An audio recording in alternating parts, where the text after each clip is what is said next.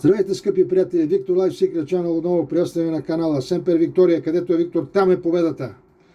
Сега в това видео пак ще се върна на една тема, която много пъти съм засягал в моите видеа. Това е как да запазите рамените стави, ако вие занимавате с бокс, с ММА и всякаква ударна техника с ръце. Защо е актуален този проблем? Значи, това като статистика може да се види.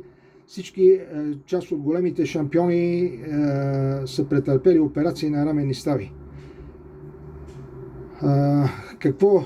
Освен това наблюдавам, че много от всичките практикуващи ударни техники бият абсолютно неправилно и рано или късно ще получат увреждане на тези стави и накрая финала е артроз и смяна на ставата.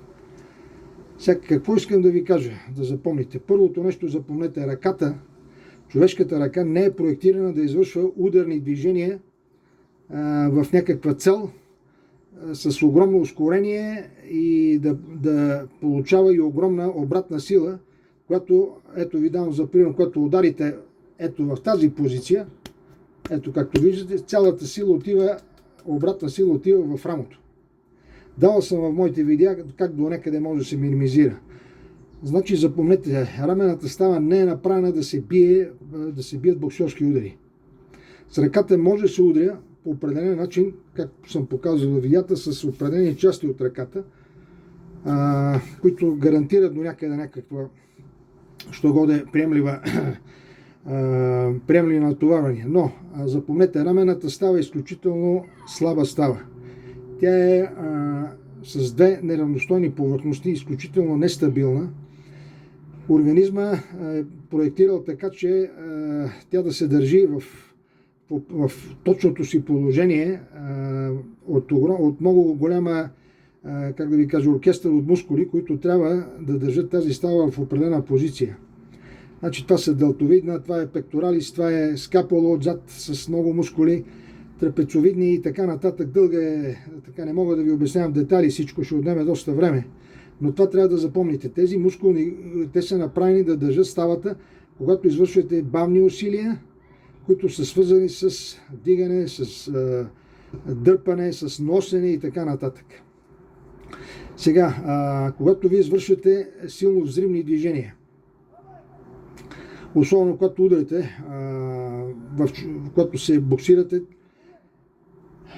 рамената става не може да поеме тези натоварвания, огромни натоварвания, които се фъргат върху нея. Рано или късно на ден се бият по хиляди удари.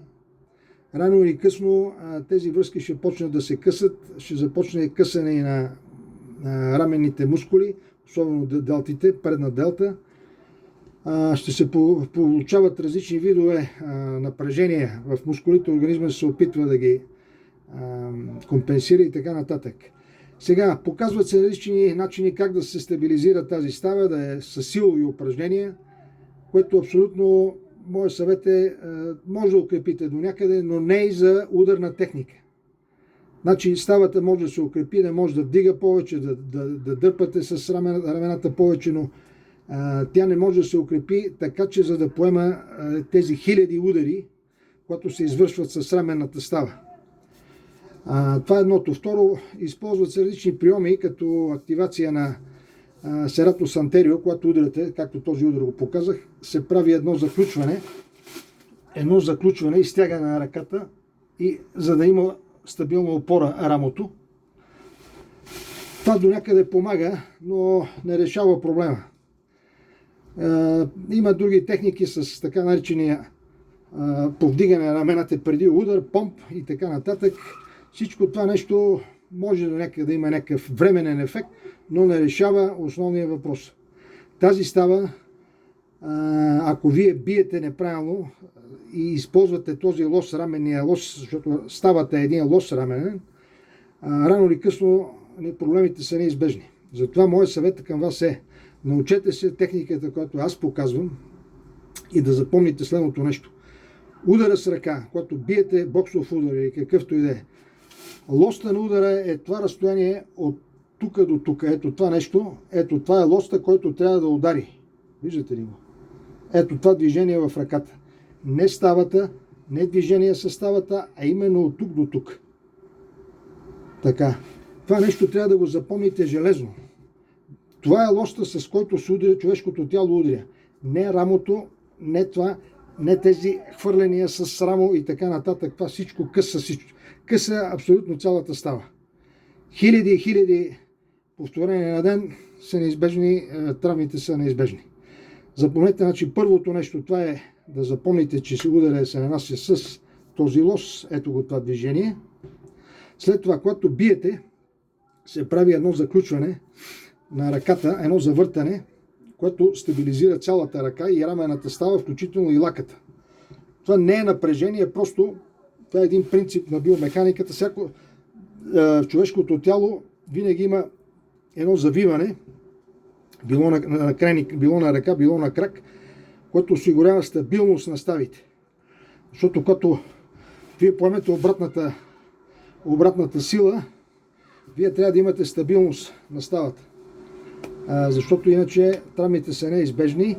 И третото нещо, което искам да ви обърна внимание, това е да гледате техниката, която аз изпълнявам. Аз бия дълги години, бия без ръкавици, за разлика от боксерите, които бият с ръкавици. Това до някъде минимизира разрушаването на ставата, защото ръкавицата намаля по статистически път успено от 3-40% от силата на удара го намаля.